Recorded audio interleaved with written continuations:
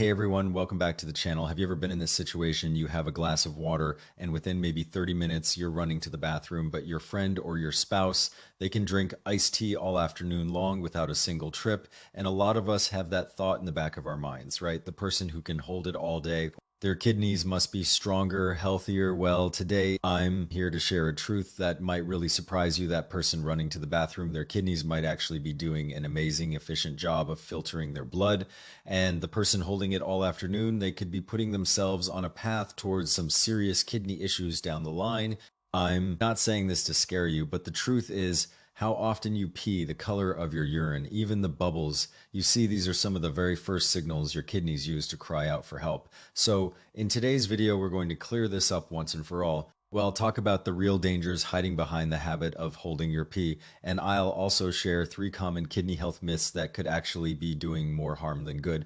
Things you might be doing every single day without realizing it. To really understand who has the healthier kidney, the person who goes frequently or the person who holds it, we first need to understand one fundamental thing. What is urine really? A lot of people think urine, it's just water. You drink it, a little while later it comes out. Simple, right? But if you think that you're really underestimating your kidneys, think of your kidneys as the most sophisticated high-end water filtration system you could ever buy, not the little pitcher in your fridge, but a heavy-duty industrial system for your whole body. Here's what happens. Every sip of water you take gets absorbed by your gut and goes into your bloodstream. It becomes part of you, carrying nutrients all over your body.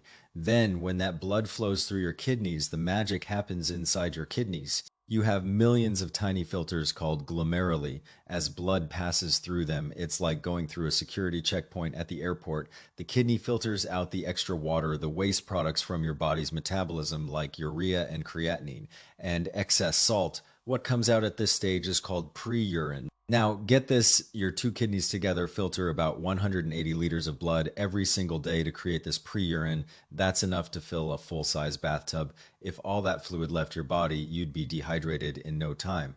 So the kidneys have a second, even more crucial job, reabsorption. This is the really hard work. They take that 180 liters of pre-urine and carefully reabsorb about 99% of the water, along with all the good stuff like glucose and amino acids, back into your blood. The remaining 1% is the true waste, the final urine that you actually eliminate. So for a healthy adult, you only produce about 1.5 to 2 liters of urine a day. Please remember this, every single drop of urine is a carefully processed product filtered and concentrated by your amazing kidneys.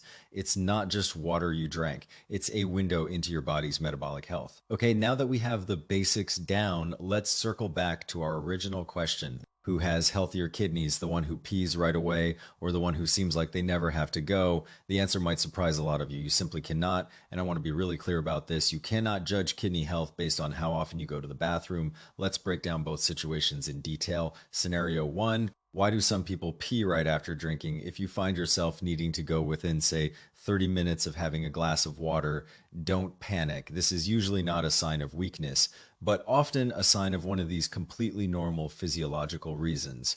One, bladder size. Just like people come in different heights and shoe sizes, we have different bladder sizes. Some people are born with a naturally smaller bladder. It might only hold 200 milliliters comfortably, while someone else's bladder might hold 500 milliliters without even feeling a strong urge. When your smaller bladder reaches its limit, the nerves in the wall send a very clear signal to your brain, we're full, time to go. It has nothing to do with kidney function. It's purely about the size of the container. 2 sensitive muscles. This is about the muscles around your bladder, the sphincter or the bladder muscle itself, the detrusor in some people. These muscles are just more sensitive and reactive. A little bit of urine stimulates them. They contract and you instantly feel the urge. This is especially common in cold weather when muscles naturally tend to be more tense. 3, fast metabolism. Some people just have a higher basal metabolic rate. Their bodies process everything more quickly, like they're on fast forward. The entire cycle of fluid intake and output is sped up. As long as you don't have any pain when you pee and your urine color is normal, this can actually be a sign of an efficient, well-running metabolic system. 4, it's all in your head. Have you ever had this experience? You don't really feel like you need to go, but then you hear the sound of running water from a faucet or a shower, or you get a little nervous about something, and suddenly you feel a strong urge. That's called psychogenic frequency. It's your nervous system playing a little trick on you, and it has zero to do with kidney disease. Now, There's one situation where frequent urination needs a doctor's attention. If it comes with pain or a burning sensation when you pee, a feeling that you can't empty your bladder, completely cloudy or foul smelling urine, unexplained weight loss, or constant unquenchable thirst, then you need to get checked out. This could be a sign of diabetes or a urinary tract infection, which are treatable medical conditions. So that's the real deal. That needs treatment. Scenario two, why can some people hold it all day without going? A lot of people see this as a sign of strength, like their kidneys are super strong and can hold on to everything. But in reality, the risks here are often bigger than going frequently. Being able to hold it all day usually comes down to three things, and two of them are problematic.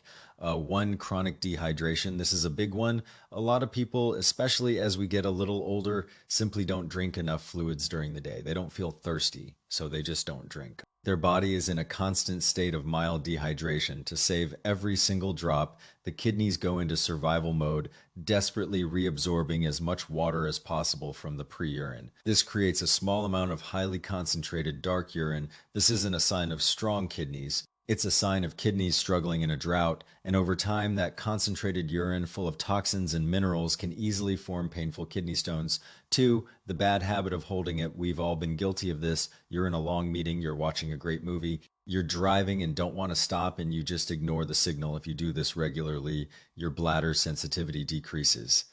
Think of it like a rubber band that's been stretched out too far and for too long. It loses its elasticity and doesn't snap back the way it should. Your brain becomes numb to the signal. You might think you don't need to go, but your bladder could be stretched like a water balloon. This is genuinely dangerous. Holding it for too long can force urine to backflow up the tubes into your kidneys, causing hydronephrosis, which is swelling of the kidney. It can also carry bacteria up there, leading to a serious kidney infection called pyelonephritis. Three, a true medical issue, obstruction. This one is especially important for the men watching. Many older men aren't choosing to hold it. They actually can't go.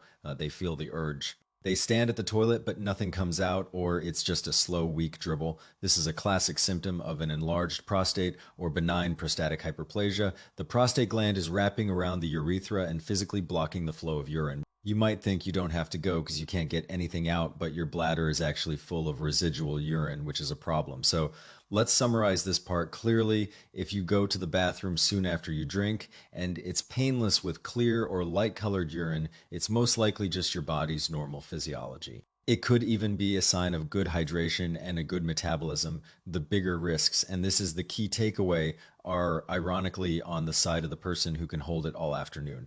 That often points to chronic dehydration, a bad habit of holding it, or a prostate issue. So if you're a frequent flyer to the bathroom, but you pee easily and it looks normal, you might actually be in a healthier spot than someone who goes all afternoon without a trip. Their habit is like slowly planting a time bomb for their kidneys. Okay, so if frequency isn't the main thing to watch, how are we as regular people? Supposed to know if our kidneys are okay. The kidneys are often called the silent organs. In the early stages of disease, they rarely cause any pain. You don't feel a twinge or an ache. But when they do have a problem, they almost always send signals through your urine. As a family doctor, I always tell my patients over 40, please don't be in such a rush to flush. Just take 1 second to look before you press that handle. That one glance, that one moment of attention could save your life. Here are 5 simple ways you can self-monitor your kidney health at home. Method 1, check the color. Healthy, well-hydrated urine is a pale straw yellow color. It's clear. Think of the color of light beer or weak lemonade. If your urine looks like dark iced tea, or even more concerning, a reddish or pinkish color like you're washing meat or blood, that is not normal. Dark tea color could simply mean you're severely dehydrated, but it can also be a sign of a liver problem, like jaundice. Red, pink, or cola-colored urine, even if it doesn't hurt at all, can be an early sign of kidney stones, glomerulonephritis, which is inflammation in the kidney's filters, or even a tumor in the bladder. Painless blood in the urine is something you always get checked out by a doctor immediately. Don't wait. Method 2, check the bubbles or foam. Most urine has a few bubbles, especially if you're aiming from a height or the flow is strong. That's normal, but pay close attention if you see a layer of small, dense bubbles that look like the head on a freshly poured pint of beer, and they just sit there for a long time, minutes, without popping. This is what we call proteinuria, or protein in the urine. It means the sieve or filter in your kidney has been damaged. It's leaking protein, which should stay in your blood. out into your urine. This is a classic early sign of chronic kidney disease, often from long-standing high blood pressure or diabetes. It's a red flag. Method 3, take a gentle sniff. Fresh, healthy urine has a very mild, almost unnoticeable odor. If it smells particularly foul or strongly of ammonia, it could be a sign of a bacterial infection. But what I really want you to watch for is a sweet or fruity smell, sometimes described like rotten apples. This is a potential sign of diabetic ketoacidosis, a dangerous condition where your blood sugar is dangerously high and your body is producing ketones. If you notice this smell, you need to seek medical attention promptly. Method 4, track your nighttime trips. When we're younger, most of us can sleep through the night for 7 or 8 hours without needing to pee. As we get older, if you find yourself waking up to go to the bathroom more than 2 times a night and you're passing a good amount of urine each time, not just a few drops, that's called nocturia. This is often one of the earliest signs that your kidney's concentrating ability is starting to decline. During the night, your kidneys should be resting and concentrating your urine so you can sleep. If they can't do that, it means they're losing the ability to hold on to water. This can be a more telling sign than daytime frequency. Method 5, look for swelling or edema. Your kidneys are in charge of removing excess fluid from your body. If they start to fail, that fluid can get trapped in your body's tissues. Pay attention in the morning. Do your eyelids look puffy, like you didn't sleep well, even when you know you did later in the day? Check your ankles and feet. Do they look swollen? Press your finger gently into the swollen area for a few seconds. If it leaves a dent or pit that stays for a while after you remove your finger, that's called pitting edema. If you have both persistent foamy urine and this kind of swelling, that's a powerful combination of signs that you need to see a kidney specialist, a nephrologist, right away. Now, let's talk about those myths I mentioned earlier. There's so much advice floating around out there about keeping your kidneys healthy, and a lot of it is simply wrong. Some of it can even be dangerous. Myth 1, drinking too much water will tire out my kidneys. I should drink less to give them a rest. This is completely and utterly backwards. Please hear me on this. The thing your kidneys fear most is not enough water. Imagine your kitchen sink. You've just chopped up vegetables and meat, and there's a lot of gunk in there. If you only pour a tiny cup of water down it to rinse it, all that gunk just sits there, right? It gets stuck. Your blood is the same. When you're well hydrated, your blood flows easily and freely, and your kidneys can filter out all that waste effortlessly. When you're dehydrated, your blood becomes thicker and more concentrated like sludge. Your kidneys have to work twice as hard under high pressure to push it through the filters. That is what truly tires them out. Don't restrict water to protect them. You're doing the opposite. Myth 2, my lower back aches. So my kidneys must be weak. I need to take some supplements or traditional remedies, please, and I cannot stress this enough. Do not do this without talking to your doctor first. Back pain is incredibly common. It's far more likely to be from a muscle strain, a pinched nerve, a disc issue, or arthritis than from your kidneys. There's also a big difference between the concept of kidney weakness in some traditional medicine systems and actual physical kidney disease. And here's the hard truth that I see in my clinic. One of the leading causes of acute kidney injury and even chronic kidney failure is medications.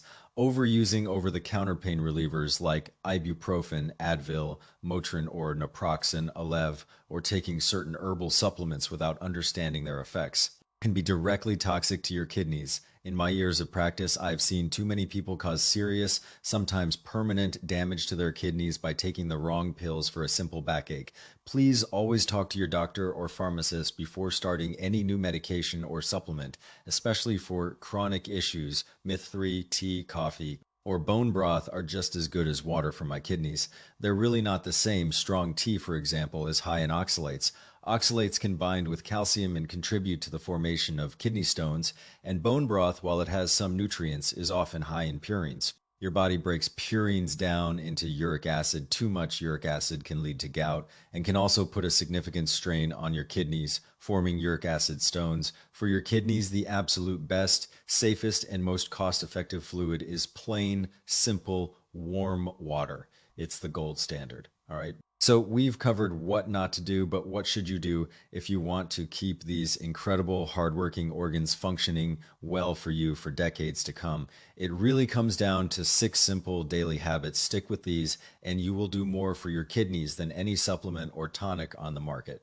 Number 1, hydrate the right way. Aim for about 1.5 to 2 liters of fluid a day. That's roughly 7 to 8 standard 8-ounce glasses. But here's the trick: don't chug a huge glass all at once. If you gulp it down, your body often just flushes most of it out quickly. You want to sip it slowly and consistently throughout the day. Like you're enjoying a fine cup of tea, spread it out, the most important glass, first thing in the morning. A glass of warm water when you wake up helps wake up your kidneys and flush out the toxins and waste products that built up overnight. A small sip before bed is okay, but don't drink a huge amount right before you go to sleep, or you'll be up all night making trips to the bathroom, which disrupts your sleep. Number two, watch your salt intake. Salt, or more specifically sodium, is public enemy number one for your kidneys. Over 95% of the sodium you eat has to be processed and eliminated by them. Too much salt raises your blood pressure. And high blood pressure is like taking a fire hose and blasting it at your kidneys' delicate filters day after day. The general recommendation is less than 5 grams of salt a day.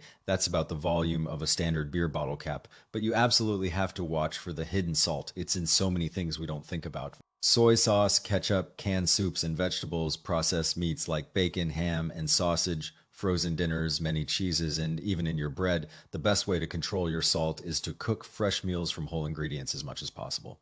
Number three, control the three highs. If you have high blood pressure or diabetes, you are automatically in a higher risk category for kidney disease. High blood pressure over time. Uncontrolled high blood pressure damages the blood vessels throughout your entire body, including the tiny, delicate network of vessels inside your kidneys. It's one of the leading causes of kidney failure. Diabetes. High blood sugar acts like sandpaper. It slowly, over many years, grinds away and damages those tiny filters, the glomeruli, making them leaky and eventually causing them to fail. If you have either of these conditions, please, I'm begging you, take your medication every single day exactly as your doctor prescribed it. Don't stop just because you feel fine. You feel fine because the medicine is working. Skipping doses is gambling with your long-term health, especially your kidney health. Number four, get your body moving. A sedentary lifestyle, sitting for hours on end, slows down your circulation, especially in your abdomen and legs. This makes it harder for the body to efficiently move waste products out for filtration. You don't need to train for a marathon. Even a brisk 20-minute walk every single day makes a huge positive difference. One simple thing I often recommend to my patients, and I do myself, is walking on your tiptoes for a minute or two a few times a day. It gently works the calf muscles, which act as pumps and can help stimulate blood flow back up from your legs. It's a great, easy way to support overall circulation. Number five, prioritize your sleep. Think of sleep as your body's nightly maintenance shift. Its chance to clean up and repair. The hours between 11 p.m. and 3 a.m. are often considered a prime time for your body's organs, including your kidneys and liver, to do this regenerative work. If you're scrolling on your phone, watching television, or working during these hours, you're forcing your body to stay in active mode instead of switching to repair mode. Good, consistent, restful sleep helps stabilize your blood pressure, reduces stress hormones, and lowers the overall strain on your entire system, including your kidneys. Prioritizing sleep is one of the best things you can do. Number six, this is the simplest one. Just go. When you feel the urge to urinate, just go. Don't wait. Don't hold it to finish the movie, to get to a good stopping point in your game, or because you don't want to use a public restroom. Listen to your body's signals. And for my male patients over 50, if you're having trouble starting your stream, it feels weak, or you have to push, please see a doctor. We have incredibly effective and safe treatments for an enlarged prostate that can protect your bladder and kidneys from long-term damage. Don't let embarrassment or pride get in the way of your health. It's not worth it. All right, friends, we have covered a lot of ground today. The main takeaway I want you to remember is this: please stop worrying about exactly how many times you go to the bathroom, and definitely stop seeing the ability to hold it for hours as a sign of strength or health. Let's do a quick recap to lock all this information in. One, frequency isn't the same as function. Going to the bathroom soon after you drink is usually a sign of normal physiology. Holding it all day, on the other hand, often signals a problem like dehydration, a bad holding habit, or a prostate issue. Two, your urine is talking to you. Check the color. Pale yellow is good. Dark or red is a reason for concern. Check the bubbles. Persistent, dense foam is a red flag for protein loss. And notice your body swelling in the face in the morning or in the ankles in the evening is a sign of fluid retention. Three, avoid the common myths. Don't restrict your water intake. Don't self-prescribe medications or supplements for back pain without a doctor's guidance. And don't rely on bone broth or strong tea as your primary source of hydration. Four, stick to the 6 basic powerful habits. Drink water wisely throughout the day, eat less salt, carefully control your blood pressure and blood sugar, move your body regularly, get good quality sleep, and never ever hold your pee when you feel the urge. Our kidneys are silent, incredibly hardworking heroes. They don't complain or send out pain signals until things have often progressed pretty far. If you are experiencing pain when you urinate, if you see blood in your urine, or if you have unexplained swelling in your face or ankles, please put down your phone and make an appointment to see your doctor. A simple, inexpensive urine test, which we call a urinalysis, can tell us so much and is truly worth its weight in gold for the information it provides. I hope this detailed video helps you and your family avoid some major health pitfalls. If you found it useful, please give it a thumbs up and consider sharing it with a friend or family member who you know has that habit of holding it during long car rides or movies. Let's spread the word and help people take better care of themselves. If you're dealing with any health concerns, please schedule a visit with your primary care doctor. I'm here to help you understand the science, not replace professional medical advice. Thanks so much for watching. I'll see you in the next video. Take care, everyone.